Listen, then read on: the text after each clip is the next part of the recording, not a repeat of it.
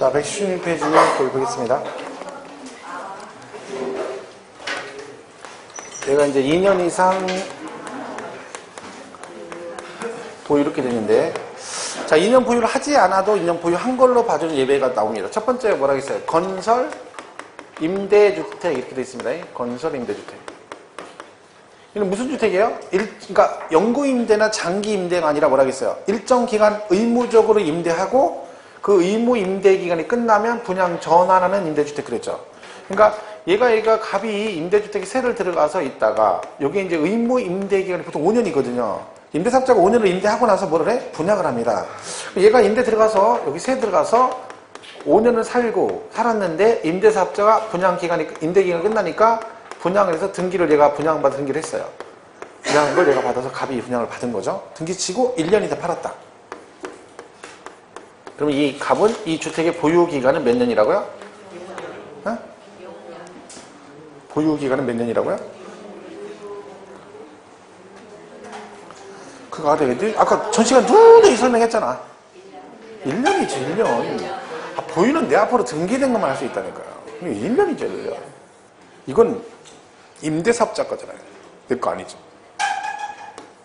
남의 집에도 거주는 가능하잖아요. 그죠? 그러니까 임대사 등기 쳐서 1년이죠. 얘는 그러니까 2년 보유가 안 된 거죠. 근데 비과세 안 되는 거죠, 원래는. 근데 이 주택이 임차일로부터 양도일까지 여기서 뭐 했으면 5년 이상 거주했으면 그죠? 거주. 이거죠. 그러니까 네가 여기서 5년 이상만 살았으면 뭐 상관없이 보유기간에 관계없이 뭐 해주겠다. 비과세 해주겠다. 이게 첫 번째 얘기입니다. 그러니까 건설임대주택은 구주택의 임차일로부터 양도일까지 거주기간이 몇 년? 5년 이상이면 된다. 그래서 이게 첫 번째고, 두 번째는 무조건 해주는 게 있죠? 수용. 수용은 강제 수용되는 거니까 보유 거주 상관없이 뭐 해주겠다. 비과세 주겠다 그 얘기죠. 그러니까 이렇게 돼 있으면 이렇게 돼 있다. 그러면 이게 이만큼 수용해 갔다. 그럼 비과세입니다. 보유 거주 상관없이. 대신에 이 짜투리 있죠, 짜투리. 이건 추가 수용은 안 해간다 했죠? 대신 뭐 해준다? 5년 안에 팔면 비과세는 해주겠다. 라고 돼 있습니다. 그리고 또 있죠, 이민가. 외국으로 이민을 가거나 아니면 이민은 안 가지만 1년 이상 장기간 해외로 출국하는 게 이렇게 돼 있어요. 자, 이거는 이민 가고 출국하는 거니까 무조건 해주는데 만약에 못 팔고 가면 얼마 만에 팔아라? 출국 일로부터 몇 년 안에? 2년이네. 이렇게 돼 있습니다. 자, 그럼 이게 당연히 시험에 안 나올 리가 없죠. 여러 번 나왔죠. 자, 이렇게 나왔습니다. 외국으로 이민을 가서 출국하는 경우죠. 외국으로 이민을 가는 경우에 뭐라고 했어요? 양도일로부터 그러니까 외국으로 이민 가면서 이민을 가는 경우인데 양도일로부터 1년 6개월 전에 출국했대. 이렇게 나왔어요. 이민 가면 집을 팔았는데 언제 팔았다고요? 양도일로부터 1년 6개월 전에 출국한 경우라고 나왔습니다. 얘는 비과세 안 돼요. 돼요. 돼. 뭔 얘기인지 모르겠죠?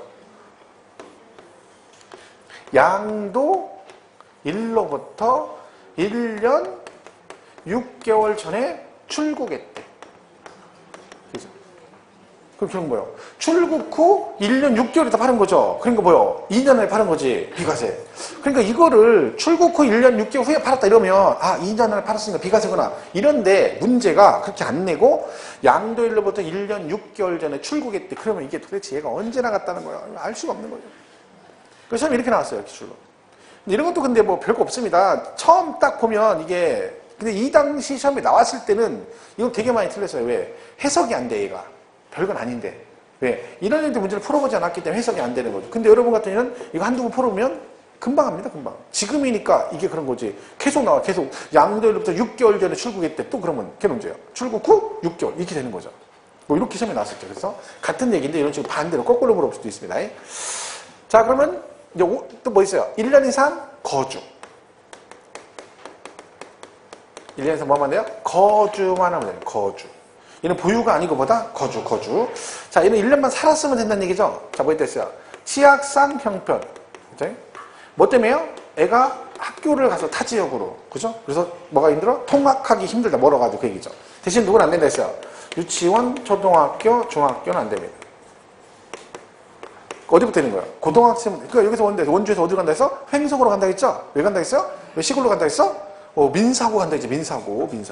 너는 왜 애를 시골로 고등학교를 보냈니? 시골로 갔어, 횡석으로, 민사고. 그죠? 얘는 말했죠? 그 시 전체에 한 명 갈까 말까라고. 원주에서 한 명 가면 잔치, 거기 프랭카드 붙어야 됩니다, 프랭카드. 근데 뭐 전국에서 오니까 몇 명 안 뽑으니까 다 갈 수가 없죠. 근데 그런 애들이 내 자식이면 괜찮은데 내 주변에 친구나 이런 데 그런 애 있으면 골치 아픕니다. 막 매사에 걔는 어쩌고 막 이렇게 얘기하니까 어렸을 때 그런 거 많이 겪어봤죠. 전 어렸을 때 친구는 없는데 우리 4년 선배 중에 한 명이 전설적인 인물이 하나 있었습니다. 그 시골 면소재지인데 극장이 있었어요. 극장이 있어 시골에 면소재지인데 극장이 있었어요. 그래가지고 우리 내 친구네 집이 했어요 그거를. 근데 거기서 그 형이 껌을 팔았어요. 저녁에 극장 영업할 때 이렇게 껌 이렇게 들고 다니면서 껌을 팔았어. 왜? 초등학생이 그거 너무 집이 가난해. 근데 공부를 그렇게 잘했어요. 그러니까 그 형은 모든 동집에 그냥 1이야. 그것도 전교 1등 1, 1, 1 이렇게 돼 있어요. 공부를 너무 잘하는 거죠. 6학년 때, 초등학교 6학년 때 전교회장하고 중학교, 고등학교 다 계속 1등 하는 거죠. 그래서 학교에서 이렇게 해줘가지고 어디 갔겠어요? 뻔하죠. 서울대 법대 나오고 사시부 다 했어요. 그러니까 순서가 딱 정해져 있는 거죠. 근데 그때 당시는 지금보다 사시 붙으면 대단했습니다. 붙어가지고 이제 판검사하고 그러면 잔치래, 시골에 잔치하면 군수나 경찰, 서장 인사 옵니다. 진짜로. 군수도 와요. 군수 와가지고, 어우, 축하드린다고. 경찰서는 다 와요. 왜? 걔가 앞으로 이제 저희가 검사 되면은 5급 아니에요. 거기서 올라가면 경찰서장하고 짬밥이 틀리잖아요. 그게. 저희가 틀리니까. 그때는 더 했죠. 근데 대단했어요, 그 형이. 그러다 보니까 나하고 해서 우리 아래 위로 저기는 그 형 얘기 안 듣는 사람이 있어. 그래서 조금만 보면 너는 뭐가 모질라서 걔는 극장에서 껌 팔면서 공부를 이렇게 잘하는데 너는 뭐가 부족해서 이 얘기를 이거 아주 그냥 징그럽게 들었으면 징그럽게. 아마 우리 저부터 시작해서 위에로 선배들 그 아래 위로 이쪽은 안 듣는 사람이 없어요. 왜? 전설적인 양반이에요. 근데 그냥 워낙에 집이 가난했는데 공부를 너무 잘했거든요. 근데 아들이 공부를 너무 잘하니까 그게 있죠. 부모는요 어디 가도 대우받아요. 그럼 그거 아시죠? 막 둘이 싸워. 그럼 막 너는 야 돈도 없는 게 나는 돈 겁나 자랑하는데 돈 많은 애가 자랑하다가 돈 작은 사람이 뭐라 그래요? 가난한 사람이. 그래서 네 아들은 그래서 대학 좋은 데 갔냐? 난 돈이 없는데 우리 아들은 서울대 가고 너는 고등학교 지금 그래서 너는 돈이 그렇게 많아서 애가 대학도 못 갔냐? 그러면 아무 말도 못 합니다. 그러면 그냥 그런 끝인 거예요. 그거는 뭐 더 이상 대화가 안 돼. 왜? 그게 끝난 거지. 그러니까 그 형 부모님은 동네를 다니잖아요.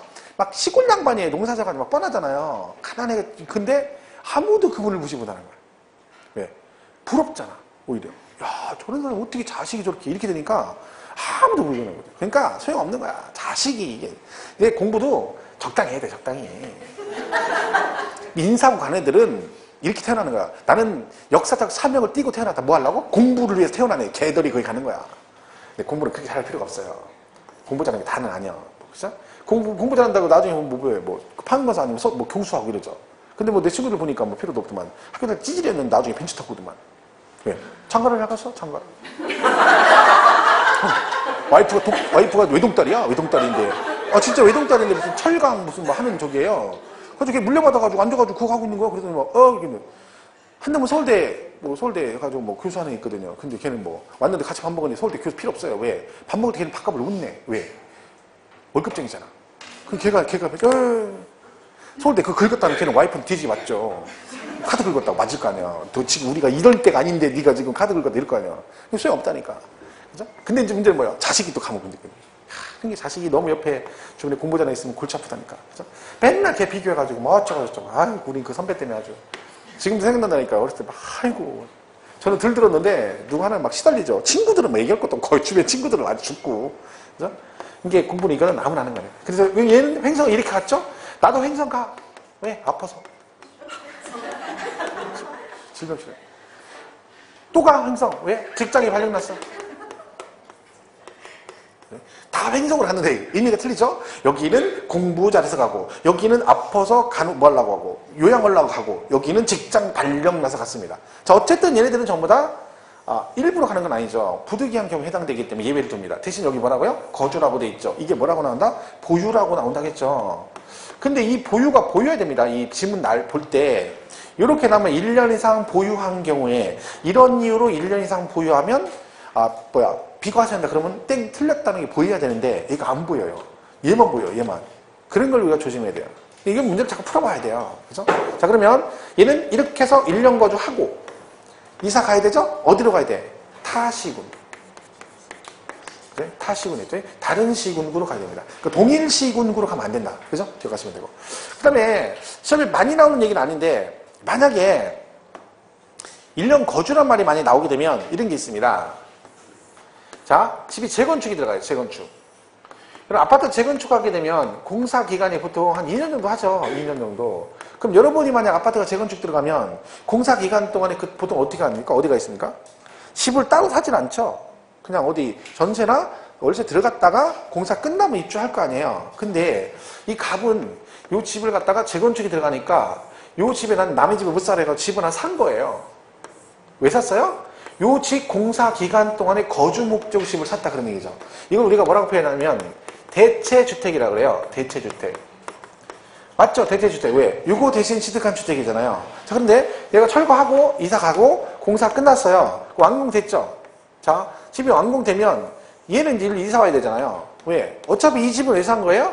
요거 공사 기간 동안에 거주 목적으로 산 거잖아요. 그리고 이걸 팔아야 되잖아요. 자, 이걸 팔 때 이 대체주택도 여기서 세대 전후에 뭘 했으면 2년 이상 거주만 했으면 뭐다? 보유기간에 관계없이 비과세 받을 수 있어요. 근데 실제로 얘가 비과세 받으려면 조건이 복잡합니다. 근데 그 조건까지는 알 필요 없고 만약에 뭐라고 나면 재개발, 재건축으로 인한 대체주택의 경우에 요거만 놓고 봤을 때 얘는 뭐다? 비과세 조건이 보유가 2년이 아니라 뭐? 1년 이상 얘도 거주만 했으면 비과세 받을 수 있다. 혹시 나오면 거기까지 거주라고 보시면 되죠. 이렇게 하면 됩니다. 자, 그래서 거기에 이제 얘기들이 오른 그 116페이지 맨 밑에 동그라미 2번부터 보유기간 특례가 나오죠. 기업번에 건설 임대주택 그래가지고 임차일부터 양도일까지 5년 이상 거주라고 돼 있고요. 그죠? 오른쪽 니은에 1년 이상 거주가 나오죠. 치약, 질병치료, 근무상 형편. 자, 시험에 가로 안에 뭐라고 돼 있어요? 사업상 형편 안 된다겠죠? 사업상 형편 안 됩니다. 왜? 개인 사업자 가는 건 인정이 안 돼요. 시험에 실제로 사업상 형편으로 다른 시군으로 이사 가는 게 1년 이상 거주한 비과세 그럼 땡 틀립니다. 근데 시험 내보면 그제 보니까 이게 못 맞춘다니까요. 나오니까. 또 1년 거주에 꽂혀가지고요. 1년 거주에 꽂혀가지고 그 뒤에 사업상 형편은 그냥 근무상 형편이나 사업상 형편은 뭐 형편이 다 있는 거지 뭐. 이렇게 하고 넘어가는 거예요. 그리고 거주 맞으니까 맞았다는 거예요. 그럼 안 됩니다. 그리고 세대 전원이 어디로 가? 다른 시군으로. 만약에 동일 시군으로 간다 그러면 안 됩니다. 그죠? 그다음에 그 재개발 재건축 조합원이 재개발 재건축 사업 시행 기간 중 취득한 주택이라고 돼 있죠? 걔는 뭐만 한다? 취득 후 1년 이상 거주만 하면 됩니다. 거주. 그죠? 그래서 그 가본만 거주만 하는 기간. 밑에 거 잊지 마세요. 디귿 보유기간과 무관이라고 돼 있죠. 세대 전원이 어디요? 해외로 출국하거나 아니면 근무상 취약 등으로 1년 이상 국외 거주를 필요해서 나가게 되면 둘 다 무조건 비과세인데 출국일로부터 몇 년 안에 팔아야 된다? 2년 안에. 수용은 무조건 비과세인데 5년 이내 잔존주택 등을 팔으면 그것도 뭘 해주겠다? 비과세는 해주겠다. 그죠? 이렇게 보시면 되죠. 그게 보유기간 외이고요. 그 다음 보유기간 계산 5번에 그 3번부터 보겠습니다. 잠깐. 뭐냐면요. 그럼 재건축이란 말이죠. 재건축. 자, 만약에 아까 제가 집이 낡아가지고 발령 뻥 찼더니 무너졌다 했잖아요. 그래 멸실했죠. 그리고 집이 없잖아요. 그래서 거기다 집을 다시 지었어요. 그럼 얘는 뭐 한 거예요? 내가 어디서 집을 딱 부시고 새로 지었어. 다시 지면. 그 이제 이렇게 물어보면 이제 배운 사람들은요. 배운 티를 내느냐고 뭐래요? 지금처럼 신축 아니면 어디 가니까 뭐라고 하냐면 선생님 그러면 그게 면적이 전보다 증가됐나요? 뭐 이렇게 새로 지었는데 면적이 증가됐나요? 뭐 이렇게. 야, 근데 뭐 다 나옵니다. 뭐 신재축, 개축 막 아는 거 막 얘기하는 거예요. 그럼 배운 사람들 얘기고 우리는 세법은 그런 거 안 배우잖아요. 그럼 뭐 한 거예요? 재건축한 거예요. 재건축. 재축이 아니라 재건축. 이게 이렇게 된 것도 재축이요? 재건축. 다시 지은 거죠. 그 단순해 우린 다시 지은 거야. 그죠? 그럼 재건축. 다시 지은 거 맞잖아요. 집이 부시고 무너져가지고 다시 지은 거니 뭐요? 재건축한 거지. 그럼 이 재건축이 여러분이 알고 있는 그 배운 사람들이 알고 있는 재건축이 있고 못 배운 사람이 알고 있는 재건축이 있는 거예요. 그죠? 소실, 도계, 노후 등으로. 그러니까 불이 나거나 노후화돼서 부시고 새로 지은 재건축이 있고 여러분이 알고 있는 정비법상 그죠? 그 신정기재라는 재건축이 있습니다. 이렇게 두 개가 있다는 거죠. 자, 이랬을 때 이제 요거 보유기간 계산이 좀 다르다는 거죠. 자, 여기 집이 이렇게 있어요. 얘가 1년을 부여했어요. 그리고 얘를 멸실하고 여기다 집을 새로 지은 거죠. 재건축을 했어요. 얘가 또 1년 부여했어요. 그리고 이걸 팔면 이런 보유기간이 몇 년일까요? 이걸 1년 부여한 주택을 멸실하고 여기다 다시 지었어요. 그래서 얘를 갖다가 1년 부여고 팔았어. 보유기간 몇 년이다? 네? 1년? 그러면 얘가 갑이요. 갑거였어. 갑거였어. 그 이거 누구요? 여기서 갈 거죠. 갑이 이거 팔고 여기 산 거예요? 새로 한 거예요? 아니잖아요. 이걸 멸실하고 여기다 다시 불이 나가지고 여기 집 1년 보유하고 내가 불났어. 아니면 1년 된 너무 오래돼가지고 노후화돼서 부시고 다시 졌다니 이거 여기다. 그럼 보유기간이 2년이죠. 합해줘야죠. 왜? 여기다 다른 거 한 게 다시 여기다 진 거잖아요. 그죠? 그러니까 뭐요? 합해서 얼마? 2년입니다. 기본에. 이런 거 질문하셨어요. 제가 예를 들어서 자 이거 보유 1년인데 노후화돼가지고 오래돼서 건물을 부시고 사려졌다더니 선생님 1년밖에 안 됐는데 뭐 건물이 노후화되냐. 참나 돌아버리겠다 생각해. 다른 사람이 100년 부유한 걸 내가 산 거지. 그리고 내가 1년 부유한 거지. 그 건물이 오래된 거지. 그렇게 설명해줘야 되는 겨? 그 쓸데없는 데에다가 이렇게 관심을 갖고 정작 필요한 건 안 하고 엉뚱한 거 그 하여튼 특이한 사람들 있다. 특이한 사람들. 공부를 단순한 사람이 잘한다는 거야. 단순한 사람이. 얘는 이겁니다. 그럼 네 하는 사람이 잘하는 거지. 왜요? 왜요? 이런 사람들은 문제가 있는 거야. 자꾸 왜요? 왜요? 그러면 시험 보러 가서도 뭐래? 왜요? 왜요? 다 끝나는 거야. 자, 그러니까 2년인데요. 얘가 문제는 뭐다? 공사기간 있잖아요. 공사기간 1년 걸렸어요. 예를 들면. 그대 있다. 자, 이러면 이제 보유기간이 어떻게 되냐? 그 얘기죠. 자, 이때는 얘는 2년, 얘는 3년입니다. 이 차이가 있는 거죠. 결국 뭐의 차이가 있는 거야? 공사기간이 보유기간이 포함이 되느냐 안 되느냐 그 차이입니다. 결론은 정비법상 재건축을 하게 되면 뭐도 들어간다? 공사기간도 보유기간에 포함되지만 뭐는 소실독의 노후등으로 그러면 공사기간은 포함되지 않는다. 이 차이가 있습니다. 혹시나 문제 나오면 원인이 소실독의 노후등이냐 아니면 뭐 도시및 주거환경 정비법상 어쩌고저쩌고 나오는 요구에 따라서 달라질 수 있으니까 좀 조심하셔야 되죠. 그래서 거기 보시면 3번에 뭐라고 되어 있어요? 소실독의 노후등으로 이렇게 되어 있잖아요. 그럼 뭐라고 되어 있어요? 멸실된 주택과 재건축한 주택 이행을 통산한다. 뭐는 포함하지 않는다? 공사기간 포함하지 않는다. 4번. 재개발 재건축으로 완공된 주택의 정비법 얘기 나오잖아. 그때는 어떻게 한다? 공사기간도 포함이 된다. 그쵸? 이렇게 보시면 되겠습니다. 5번은요. 비거주자가 해당 주택을 3년 이상 계속 보유하고 그 주택에서 거주한 상태로 거주자로 전환된 경우는 해당 주택에 대한 거주기간 및 보유기간을 통산한다라고 되어 있죠.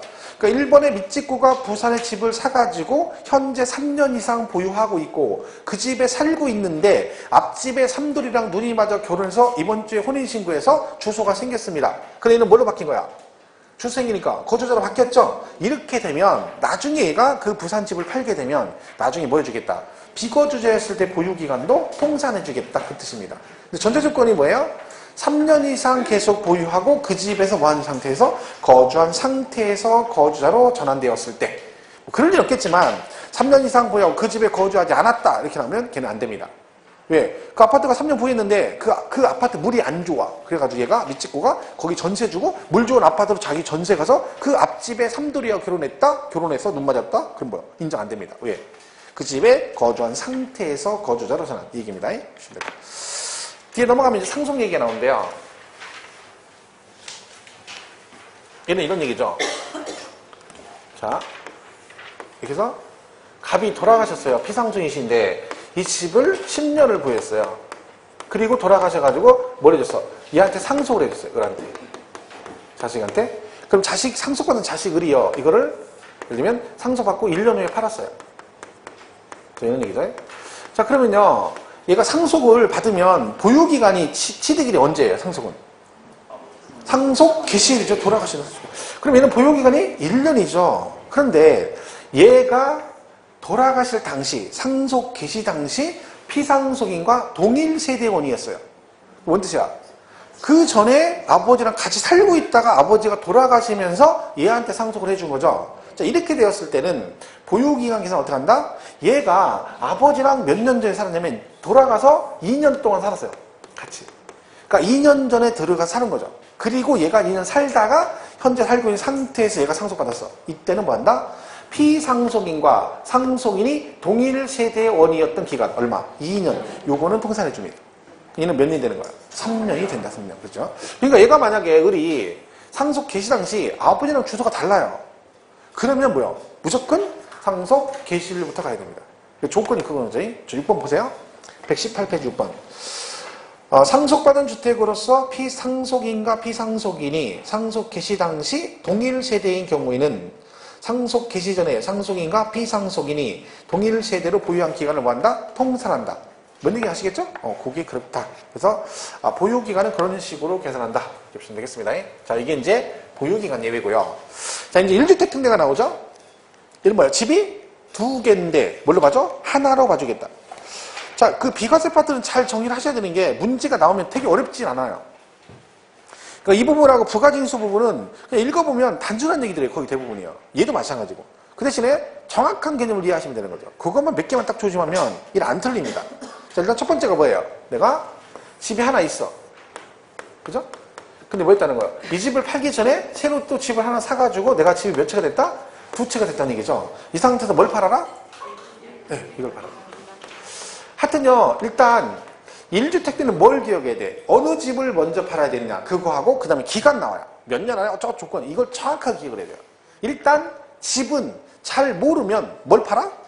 원래 있던 일반 주택, 즉 종전주택을 파는 거예요. 잘 모르면 이렇게 찍으면 돼요. 얘도 그냥 현재 집이 있는데 새로 산 거죠. 그럼 뭘 팔아라? 일반 주택, 즉 종전주택을 파는 겁니다. 자, 그러면 얘는 조건 있죠. 이걸 아무 때나 하면 되고 어떻게 한다 했어요?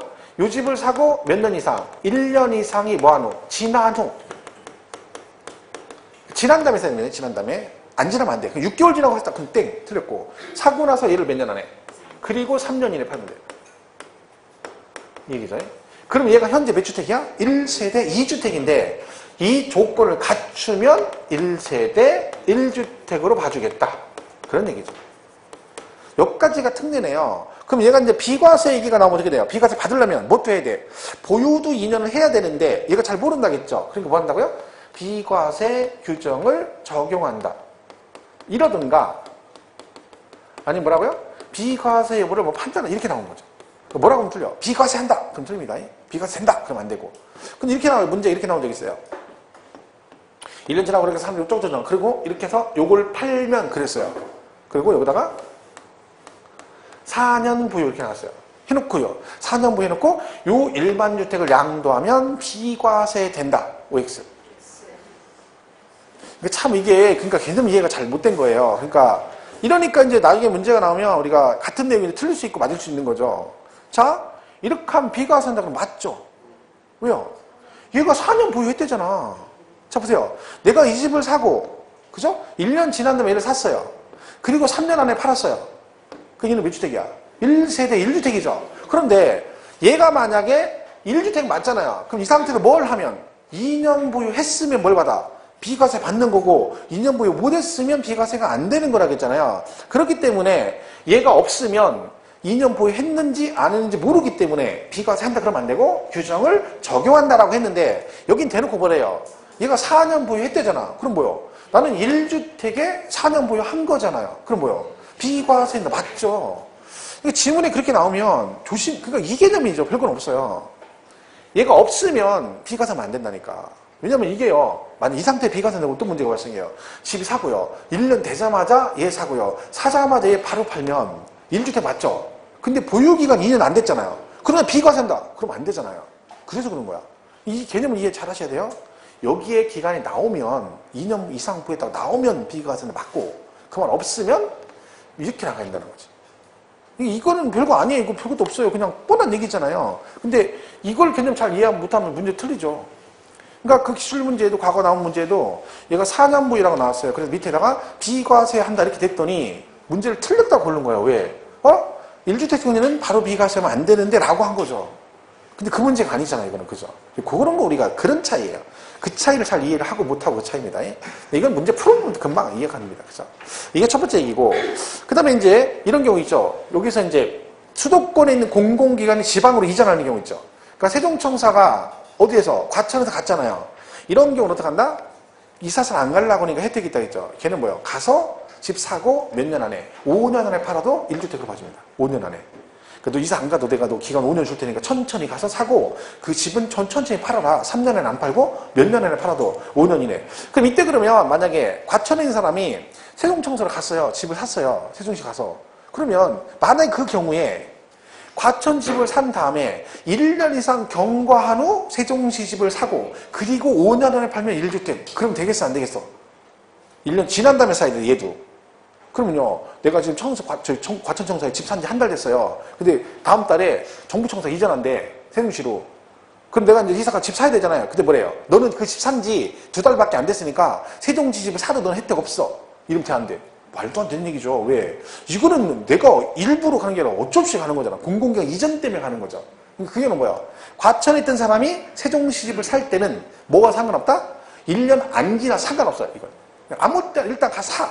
그리고 몇 년 안에 5년 안에 팔아도 보여주겠다. 1주택으로 봐주겠다. 그런 예외가 있습니다. 자, 근데 그건 공공기관 예외고 기본 개념 이거니까 얘를 확실하게 이해해야 돼. 확실하게. 정확하게 이해하면 답이 뻔해요. 그냥 그대로 나오는 거야. 그냥. 자, 이것도 있죠?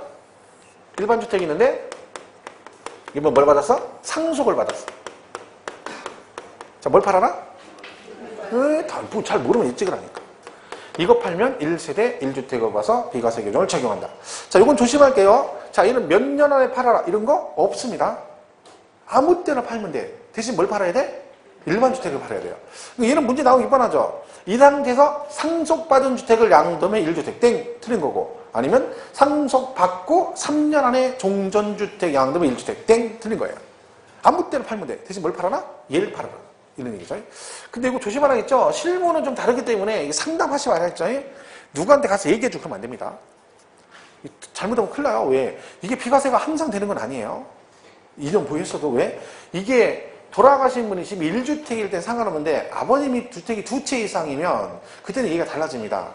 그러니까 무조건 피상속인 기준으로 하나만 해주는 거야. 하나만. 집이 3채인데 3명 자식이 상속받았어. 그러면 그 중에 1명만 이 혜택을 보고 나머지 2명은 뭘 팔든 2주택이 됩니다. 비가 절대 안 되는 거야. 오해하시면 안 돼요. 무슨 말 이해가시죠? 이건 어디 가서 얘기해주면 안 돼. 상담은 안 돼요. 잘못하면 큰일 나. 얘기하지 말고. 시험은 거기까지는 안 물어봐요. 뭐만 물어봐. 얘를 팔면 이것만 물어보는 거죠. 그런 거 좀 조심해야 돼요. 상담은 잘못해가지고 괜히 엉뚱한 얘기하지 말고.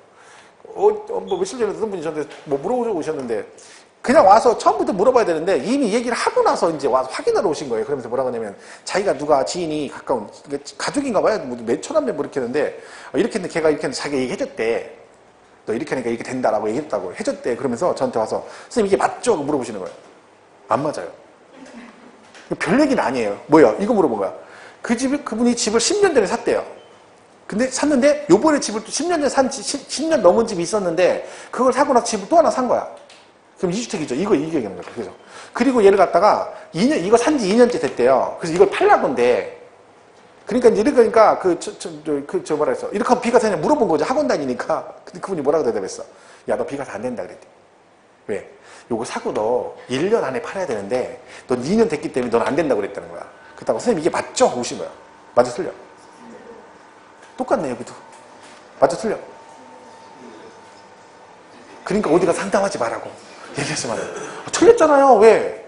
3년 안에 여기 써있네. 3년이라고. 3년 안에 팔면 되잖아. 그럼 그 사람 비과세 받을 수 있습니다. 왜? 2년 됐다잖아. 근데 뭐라 그랬어? 2년 됐기 때문에 너는 1년 안에 팔아야 돼. 2년 지났으니까 너는 안 된다고 했대. 그러면서 선생님이 제가 얘기 잘한 거죠? 오신 거예요. 잘 못 하신 거죠.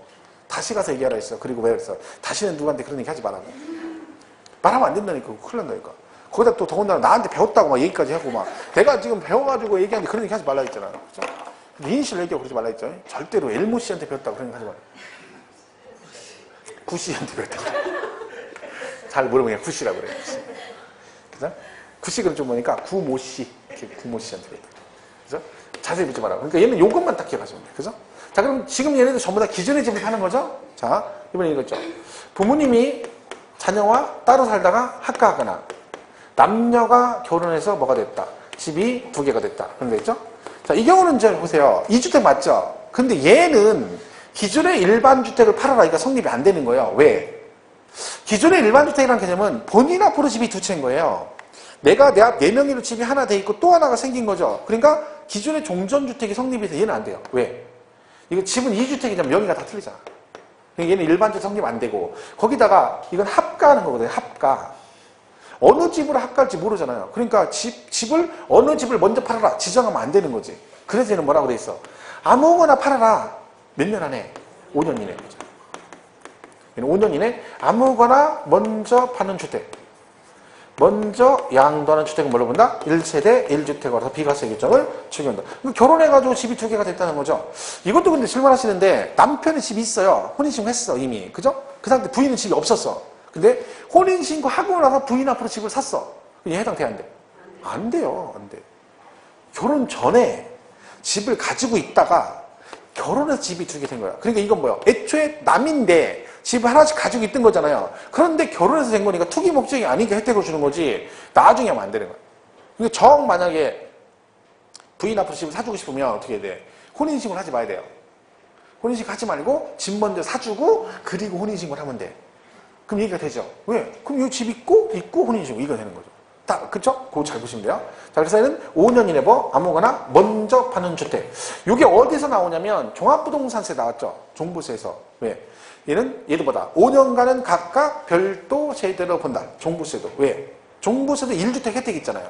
뭐 세액공제 받고 3억 추가 공제 받고 해서 똑같아요. 종부세도 5년, 여기도 5년이에요.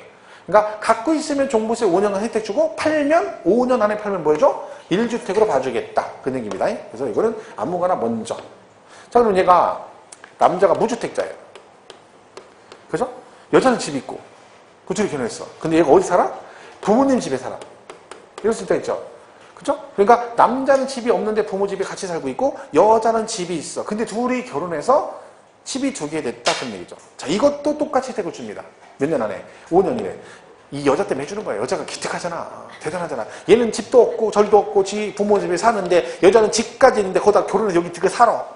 얼마나 기특해. 혜택 주는 거야. 그죠? 똑같이 몇 년 안에? 5년 이내 이렇게 있어요. 둘 다 5년 안에 먼저 이렇게 있습니다. 자, 그 다음에 요거 말고 이제 뭐가 있냐면 나머지는 크게 적용 없어요. 일반 주택이 있고 그 다음에 일정 요건 갖춘 문화재 주택이 있거나 아니면 일반 주택이 있고 그 다음 뭐 있어요? 농어촌 주택이 있다. 이렇게 됐을 때는 뭘 팔아라? 둘 다 이걸 팔면 돼요. 기간 제한 없고 다 일반 주택이에요. 요거 빼고는. 그죠? 자, 그리고 약간 헷갈릴 수 있는 여지가 있는 게 뭐냐면 헷갈릴 것도 없죠. 요 비슷한 얘기인데요. 보세요. 수도권에 집이 있어. 그죠? 수도권에. 근데 얘가 수도권 밖에 있는 집을 주택을 실수요 목적으로 샀다. 이런 거죠. 그러니까 서울, 경기, 인천에 집이 있는 분이 그 외지역에 있는 집을 하나 산 거죠. 집이 두 개 됐다. 그죠? 자, 이 상태에서 뭘 팔아라? 이거죠. 몇 년 안에? 3년 안에. 그럼 얘 1주택을 봐줘요. 근데 얘도 지금 3년이잖아요. 이 둘의 차이가 뭐냐면 여기는요. 이거 사고 1년 지나고 이런 게 없어요. 아무 때나 사면 돼. 왜? 실수요 목적으로 사는 거죠. 직장이나 기타 문제로 지방에 집을 사면 이걸 그리고 몇 년 안에? 3년 이내 팔면 돼요. 근데 이 3년도요. 얘는 사자마자 3년이죠. 여기는 이 부득이한 사유가 해소가 된 날로부터 3년 안에 이렇게 돼 있어요. 이건 왜 생긴 거예요? 누구만 해당되는 거야? 수도권에 집이 있는 사람만 해당되는 거죠. 이 기준은. 그러니까 잘못 오해하면 어설프게 공부를 해버리면 얘하고 얘가 엉킬 수 있어요. 그러니까 얘는 뭐라고요? 수도권에 집이 있는 사람만. 쟤는 아무런 상관없어요. 여기는 만약에 원주에서 내가 집 산 지 1년 넘었어. 그럼 옆집 사도 상관없고 뒷집 사도 상관없고 앞집 사도 상관없는 거야. 그리고 3년 안에 팔면 되는 거야. 이거는. 근데 요거는 수도권에 집이 있는 사람이 실수요 목적으로 샀을 때는 뭐다? 1년 경과 필요 없고 몇 년 안에? 3년 안에 팔면 되는 아무 때나 3년이 아니라 부득이한 사유가 해소가 되는 이렇게 되는 거죠. 요 차이가 있어요. 얘가 만약 헷갈리면 얘 때문에 얘가 헷갈리면 얘 말고 얘를 기억해야 돼요. 왜? 이게 가장 기본이거든요. 기본. 자, 보시면 돼요. 하나 더 하면 집이 5채 갖고 있어. 근데 임대하고 있어. 임대사업자 돼가지고. 근데 얘가 살고 있는 집이 있어. 내가 살고 있는 집. 이걸 뭐라 그래요? 거주주택이라고 그래요. 자, 이 상태에서 얘가 집이 6채잖아요. 이때 뭘 팔면? 얘를 팔면. 그럼 뭐다? 얘도 1주택을 봐줘요. 여러분 집이 6채인데 5채는 임대하고 있고 1채는 내가 살고 있어. 요걸 팔면 얘도 1주택으로 봐줘요. 내가 뭐 하는 주택을? 거주. 전제 조건이 뭐예요? 거주주택이죠. 그러니까 얘는 의무적으로 여기서 세대 전원이 뭐예요? 2년 이상 거주를 해야 됩니다. 그러니까 얘가 2년 거주가 안 됐으면 얘는 보유를 10년 해도 얘는 1주택이 아닌 거죠. 왜? 전제 조건이 뭐라고요? 거주주택. 그러니까 얘는 거주해야 되는 거예요. 그러면 이걸 팔면 얘는 뭐죠? 비과세 받을 수 있습니다. 2년 보유 비과세 되는 거죠. 그러니까 임대주택 외 거주주택도 뭐 할까? 비과세 받을 수 있다. 자, 이게 답니다. 이게 나중에 문제 풀어보시면 알겠지만 요거 가지고 문제가 나오거든요. 그러니까 막상 보면 1주택은 되게 쉬워요. 문제 풀어보면. 여러분 기출문제 뭐 안 풀어봤겠지만 풀어보면 그 관련 문제 쭉 나오거든요. 연관돼서. 그럼 이게 생각보다 되게 쉬워요. 안 풀어봤죠? 기출문제? 풀어보셔야 될 텐데. 그죠? 언제 풀어볼까요? 나중에? 그래요. 한 5년간 풀어야죠. 그래서 시험 보기 전까지는 시험 끝나고 보면 안 돼요. 이 기출문제를 풀어보는 이유가 있습니다. 그게 자꾸 풀어보셔야. 근데 이렇게 한번 풀어보세요. 이렇게 파트 저기 하지 말고. 예를 들면, 여러분 기출문제 뭐 어떻게 되는지, 구조가 어떻게 되는지 모르겠네. 어떤 식으로 구성되는지 모르겠지만, 이게 뭐 회차별로 되는 것도 있고요. 그죠? 예를 들면, 21에, 22에, 23 이렇게 돼 있잖아요. 24, 25 이렇게 되죠. 그러면 이걸 갖다가요, 같은 날 21에 풀고, 그 다음 또 풀어보고, 또 풀어 이렇게 하잖아요. 그러면요, 이쯤 가잖아요. 그럼 어디서 많이 본 지문이에요. 지문들이, 이렇게 돼요. 왜? 얘 또 나오고, 얘가 또 이래요. 똑같은 게 나와, 똑같은 게. 그러니까 이걸 까지는 이걸 알 수 있어. 아, 얘가. 그러니까 문제를 많이 풀면 그 지문이 계속 나오는 거예요, 계속. 앞에 여기 있던 게 여기 나오고, 여기 있던 게 여기 나오고, 또 여기 있던 게 또 나오고, 얘는 옳게 나오고, 얘는 틀리게 나오고, 그런다니까. 그걸 막 어느 순간 되면 문제를 풀다 보면, 어라, 이렇게 느낌이 든다니까, 본인이? 왜 그래요? 그럴 수밖에 없다니까, 문제가. 똑같은 걸 낼 수밖에 없잖아요. 왜? 지문이 한정돼 있으니까. 그래서 제가 이걸 자꾸 하라는 거죠. 그러니까 기출문제를 여기서 완벽하게 잘 이해하고 가면, 5년치만 잘 이해하면, 여기 있는 게 시험에 나온다니까, 60점 맞고 남는다니까. 다는 못 풀면요. 다는 못 풀면 너무 많잖아요, 양이요. 그죠? 그러면 선택해서 푸시라니까. 선택해서. 그러니까 세 파트만, 우리 세법 3개만 하라고 했죠, 3개만. 3개, 그죠? 취득세, 재산세, 양도세. 제가 7월 10일 날인가 특강이 있던데, 이름 특강하거든요.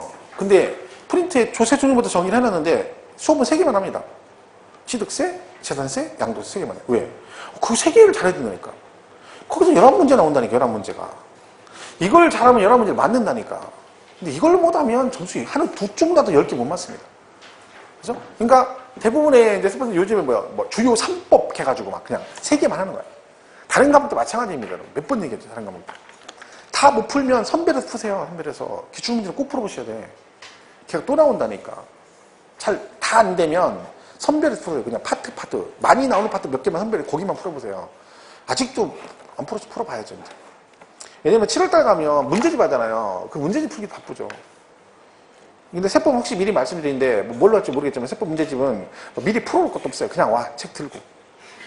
수업 들어, 그냥. 그리고 그 문제 다 풀 필요 없어요. 수업체에 듣는 것만 잘 열심히 풀으면 돼. 거기 교재에 있는 거 다 풀 필요 없어요. 왜냐? 그 문제집에 있는 모든 내용이 다 중요하진 않아요. 그리고 그 문제집에 문제가 되게 많죠. 그럼 거기 쓸데없는 문제도 사실 있어요. 왜? 문제를 많이 내다 보면 지문 낼 게 없어요. 그러니까 막 이거 저거 막 법에 있는 거 다 갖다 집어넣는 거예요. 근데 그런 것들을 다 일일이 풀 수 없죠. 그렇게 할 필요도 없고. 그러니까 나오는 거 또 나오고 또 나오고 그걸 반복하면 되는 거야. 그러니까 혼자 괜히 무리해서 문제 풀려고 하면 막 그거 언제 풀고 앉았어? 시간 엄청 걸리죠. 저는 개인적으로 그 문제 풀 것 같으면 세법은 그동안 모의고사 봤던 거나 이런 거 있죠. 아니면 있죠. 그런 기출문제 차라리 그걸 풀어. 문제집 그냥 오세요, 그냥. 정나는 풀고 싶다고 할 수 없고, 나는 꼭 문제를 풀고 와야 되겠다. 그럼 할 수 없고, 본인 의지가 그럼 어떡하겠어, 해야지. 근데 그런 거 아니면 굳이 그럴 필요 없습니다. 자, 118페이지 3번에 1주택 특례해가지고 1번에 주거 이전 목적으로 인한 2주택이라고 되어 있죠. 자, 동그라미 1번에 보시면 종전주택 취득 후 몇 년이고 1년 이상이 지난 후 새로운 주택을 취득하고 그리고 새로운 주택 취득한 날로부터 몇 년 안에 3년 이내에 어떤 거? 종전주택 양도면 뭐다? 1세대 1주택으로와 비과세 규정을 적용한다. 118페이지. 책을 왜 넘겼어, 그러니까. 맨날 생명이 줄 치느냐고 판판. 하여튼 숙달 잘 된 건 있어. 줄은 이제 기가 막히게 쳐. 6개월 내내 줄만 쳐가지고 웬만한 줄은 이제 뚝뚝 치면 잘 안 돼도 이렇게 간다니까. 하도 쳐가지고 얼마나 숙달됐나. 그냥 맨날 6개월 동안 줄만 친 거야, 줄만. 그죠? 그러니까 그 사람들 문제 풀 때 줄 친다니까. 문제 풀 때 줄 치고 있죠? 모의고사 볼 때? 그잖아, 이게 줄 치면서 있잖아, 그죠? 그럴 거 내가 볼 때는 줄 쳐가면서 막 문제집도 막 다 줄 쳐 있어, 나중에 보면 모의고사에. 그런 분이 2번씩 있죠, 또 문제를. 한 번 읽어보고 또 한 번 치고. 그게 시험 떨어지는 거예요. 문제는 2번 읽으면 안 돼요. 진짜 웬만하면. 한 번 읽고 풀어도 시간이 많이 남지 않아요. 2번씩 습관적으로 푸는 분들은 문제 있는 거예요. 그러니까 이번에 모의고사 볼 때는 절대적으로 문제를 한 번만 읽고 풀으려고 노력을 하고요. 시간 안에 다 푸는 거죠, 모의고사. 여러분 여기서 시간 안에 못 푸시면 시험 보러 가면 10,000% 시간 모자랍니다. 무조건 모질라. 모의고사를 시간 안에 풀어도 시간 모질라요. 실제 시험 보러 가면. 근데 모의고사도 시간 안에 못 풀면 볼 것도 없어. 무조건 모질라. 그럼 한 10문제, 20문제 못 풀어요. 떨어진다니까? 그러니까 모의고사를 그렇게 풀면 안 돼요. 그렇게 풀면. 모의고사를 실제 시험이라고 생각하고 풀어야 되는 거야. 근데 여러분은 모의고사를 모의고사로 생각하는 거지. 그러니까 아유 좀 못 풀면 나중에 뭐 끝나고 천천히 집에 가서 풀지. 이런 거 하지 마요. 그럼 뭐 들어 모의고사 보러 학교 와서 하고 나서 뭐 들어 해. 집에 가서 가만히 백걸 누워 뜨뜻한 누워가지고 천천히 풀지. 그러면 안 된다니까요. 그리고 실력이 그게 실력인 거예요. 시간 안에 풀어가지고 채점한 게 내 실력인 거야. 집에 가서 백 밟고 누워가지고 공법을 2시간 동안 풀었어요. 2시간 동안. 그때 60점 나와 되게 좋아해요. 2시간 풀고 백 밟고 누워서 2시간 풀고 60점만 좋아해요. 그 사람 3점도 못 맞은 거죠. 50분을 풀어야 되잖아. 그러면 안 됩니다. 근데 웃겨요. 모의고사 보면 그냥 풀어. 가다가 안 되면 말고 시간 천천히 풀지. 왜 풀어요 그걸 모의고사를? 그 연습 안 하면 나중에 후회하신다니까. 나중에 제 말 들을 거예요. 아유 그때 그냥 얘기할 때 잔소리 듣고 그냥 할 걸 이 생각에 후회하지 마시고 분명히 하셔야 됩니다. 이번에는 무조건 시간 안에 풀어. 그게 목표야. 시간 안에. 못 풀면 떨어진 거야. 그럼 채점할 것도 없어요. 왜? 떨어졌는데 못 들어 채점해. 시간 안에 풀면 떨어진 거죠? 그럼 여러분 지금 여기 시간 안에 못 풀면 다 떨어진 거야. 그동안에 뭐 매죽점 맞고 필요 없는 거죠. 다 떨어진 거지. 붙은 사람 몇 명 안 되네. 그렇게 해야 된다니까. 되게 심각, 이제 얼마 안 남았어요, 여러분. 7, 8, 90, 4개월 남았는데 아직도 모의고사를 그런 식으로 보면 안 되죠. 이번에 꼭 보세요. 시간 안에 할 수 있어. 다 된다니까. 60점 누구나 맞을 수 있는 거야. 단지 아직 자격증을 안 준 것뿐이야. 시험을 안 봤기 때문에. 줄라가 만들어놨어. 다른 건 준비하지 말고 그냥 사진이나 잘 이쁘게 내. 그 사진이 계속 그 사진으로 나와. 자격증에. 그러니까 그 사진이나 신경 좀 써. 너무 뽀샤마지 하지 말고. 그거만 신경 써. 다른 건 다 됐어. 합격하면 되는 거니까. 그래서 남자들도 사진 잘 찍으세요. 거기 이렇게 좀 해가지고 좀 갖추고 해. 그 집에서 놀다가 이렇게 뭐 머리 신발 나고 머리 이렇게 한 다음에 이게 새집증을 이렇게 지운 다음에 이렇게 하지 말고. 뭐 저기 가면은요 그 자격증에 그 저걸 주잖아요. 등기 개업하잖아요. 그럼 거기에 그 자격증 나오잖아요. 거기에 사진 이만큼 반명함으로 사진을 줘요. 이렇게 돼 있어. 이렇게 여기서 자격증에서 얼굴이 이렇게 나와. 이만큼이 얼굴이요. 그 여기다 이렇게 공인중개 자격증 무슨 도지사 이렇게 나와요. 사진 이만해. 영정사진처럼 막 크게 해서 줘요. 근데 그 사진이 계속 나와요. 그럼 거기 들어가면 거기에 딱 걸려있다니까? 자격증에가 걸려있는데 얼굴이 이만큼 나있다니까? 그 얼굴 사진 잘못 찍고 한번 찍으면 그게 평생 그게 가요. 아마 그러면 잘못 찍으면 나중에 창피해서 가려놓는다니까. 얼굴 여기다 가려놓아야 된다니까? 진짜 그렇다니까? 재발급해도 사진이 그 사진으로 간다니까? 그 처음에 찍은 걸로 계속 나온다니까? 원서낸 사진? 재발급 필요 없어요. 재발급 사진 안 바꿔줘요. 재발급은 다시 그 똑같은 얼굴을 다시 주는 거야. 잘해야 돼, 그거. 뽀샵 너무 많이 하지 말고, 뽀샵에 또샵 해가지고 감독관도 헷갈리게 하지 말고. 다 본인 맞냐고 계속 물어본다니까. 안 가고. 118페이지. 2번 이제 상속. 상속 2주택이죠. 얘는 뭘 팔아라? 일반 주택 팔아라. 기간 제한 있다, 없다? 없다. 그죠? 오른쪽 119페이지 3번, 4번은 노부모 봉양이나 혼인으로 2주택이 되면 몇 년 안에 5년 이내 아무거나 먼저 파는 주택은 1세대 1주택을 본다 그랬죠? 근데 그 4번 밑에 단구 표시 보시면 1주택자인 직계존속을 동거 봉양하는 무주택자가 1주택을 소유한 자와 혼인하여 2주택이 되는 경우도 어떻게 한다? 마찬가지로 혼인 안 날로부터 몇 년 안에 5년 이내에 먼저 양도하는 주택은 1세대 1주택으로 본다. 5번, 6번은 문화재 주택과 일반 주택이고 6번은 농어촌 주택과 일반 주택이죠. 둘 다 뭘 팔아라? 일반 주택 팔아라 하시면 되고요.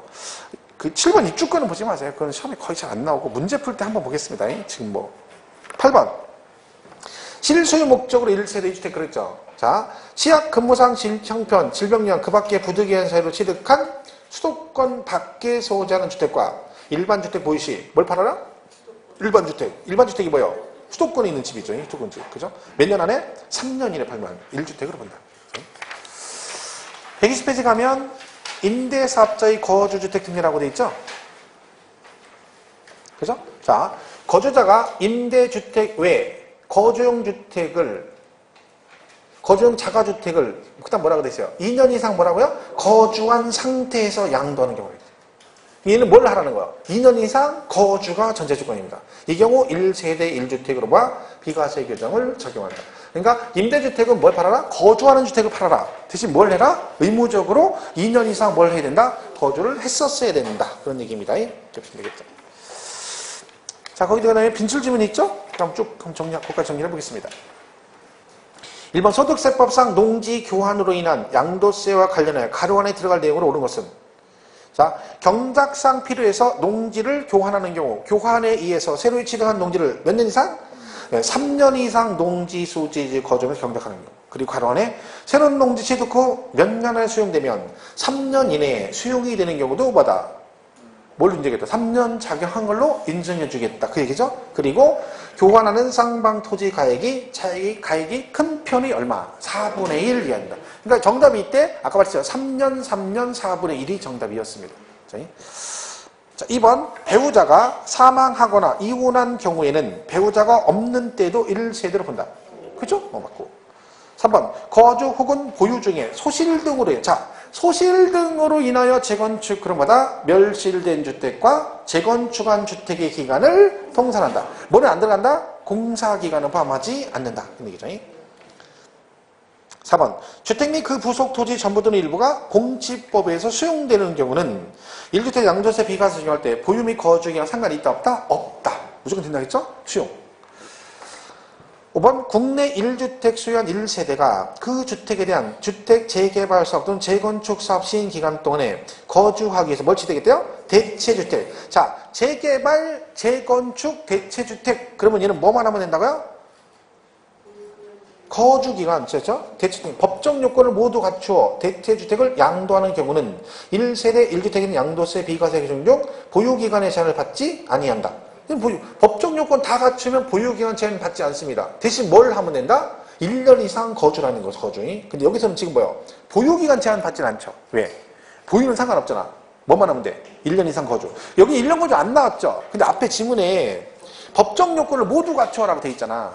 그럼 갖췄다는 얘기는 뭐예요? 얘가 1년 이상 거주했다는 얘기죠. 그럼 보유기간에 관계없이 얘는 뭐예요? 비과세 받을 수 있기 때문에 그 얘기입니다. 6번 1세대 1주택으로서 1년 이상 거주한 주택을 법령에 정하는 치약 등 기타 부득이한 사유로 양도하는 경우는 보유기간의 제한을 받지 않는다. 맞나요? 맞죠? 1년 이상 거주 치약상. 이게 이제 보유 그럼 틀린 거죠. 그게 눈에 들어오면 되는 거예요. 그죠? 7번 1세대 1주택 비과세 규정을 적용하는 경우 부부가 각각 세대를 달리 구성하는 경우에도 동일한 세대로 본다. 맞죠? 부부는 항상 뭐다? 동일 세대의 원이다. 그랬죠? 8번 해외 이주법에 따라 해외 이주로 세대 전원이 위반하는 경우 출국하는 경우라 되죠. 출국일 현재 1주택을 보유하고 있고 출국일로부터 2년 이내 당해 주택을 양도하면 보유이권 종족하지 않더라도 뭐한다? 비과세한다. 그러니까 해외 이주나 출국은 무조건 해줍니다. 대신 몇 년 안에 팔아라? 2년 안에. 9번은 1주택을 보유하는 자가 1주택을 보유하는 자 혼인함으로써 1세대 2주택. 어떻게 한다 했어요? 혼인한 날로부터 5년 이내에 먼저 양도하는 주택은 비과세한다. 맞나? 혼인 후 집이 주는 두 개인데 뭐다? 비과세한대. 왜 맞는다 했어요? 아까 2주택은 비과세 규정을 적용한다고 그랬잖아. 얘는 비과세인데 왜 맞아? 그리고 아까 얘기했잖아요. 보유기간 4년이라고 돼 있잖아요. 그것 때문에 맞는 거예요. 그게 빠졌으면 틀린 지문이에요. 아까 설명한 내용 이해하시죠? 기억나시죠? 그 얘기라니까 얘가 지금 기출문제 지문이. 10번 건축법 시행령 별표 1호에 따른 다목에 해당하는 다가구 주택은 해당 다가구 주택을 구획된 부분별로 양도하지 아니하고 하나의 매매 단위로하여 양도하는 경우는 그 구획된 부분을 각각 하나의 주택으로 본다. 틀렸죠? 지금 이 얘기잖아요. 원룸. 얘를 뭐라고요? 가구별로 양도하지 아니하고. 그죠? 그리고 하나의 매매 단위로 양도하면 얘는 뭘로 본다 했어? 전체를 하나의 주택으로 본다 그랬죠. 얘 가구별로 양도는 하나의 전체 주택, 단독주택으로 본다 했잖아요. 근데 뭐래요? 하나의 매매 단위로 양도하는 경우 구획된 부분 각각, 그럼 뭐 이거 하나하나를 주택으로 아니라 했잖아요. 그러니까 다가구가 여러분 얘도 잘 나오고요. 재산세도 이 얘기 잘 나옵니다. 그러니까 양도세는 뭐라 했어요? 하나의 매매 단위로 양도하면 전체를 하나의 주택으로 본다 그러죠? 근데 재산세는요. 각각 독립된 한 구를 하나의 주택으로 본다 이렇게 되어 있습니다. 이 양쪽의 시험에 잘 나오는 건 잘 기억하시고 구분해서 10번 틀렸죠? 11번 양도연재 임대주택법에 건설 임대주택 1주택만 보유한 1세대는 자 건설 임대주택은 보유기간 채우지 않는 뭐만 하면 된다? 몇 년 이상? 5년 이상 거주면 뭔다? 비과세 받을 수 있다. 그죠? 그 문제 뭐 크게 어려운 거 없습니다. 뭐 이런 식으로 짬뽕해서 이게 지문이 얘만 있지는 않게 더 있겠죠. 근데 중복되는 거예요, 다 나머지는. 그러니까 요것들이 묶어 5개 나오면 그게 문제인 거죠. 그죠? 그러니까 기본 개념만 잘 이해하시면 비과세까지 크게 뭐 문제 틀리는 없습니다. 그죠? 이렇게 해서 문제 자꾸 풀어보면 되니까 보시고. 자, 여기까지 하고 쉬었다가 이제 마지막 7번의 비과세 양도, 미등기 양도 있죠? 여기부터 이어서 가겠습니다.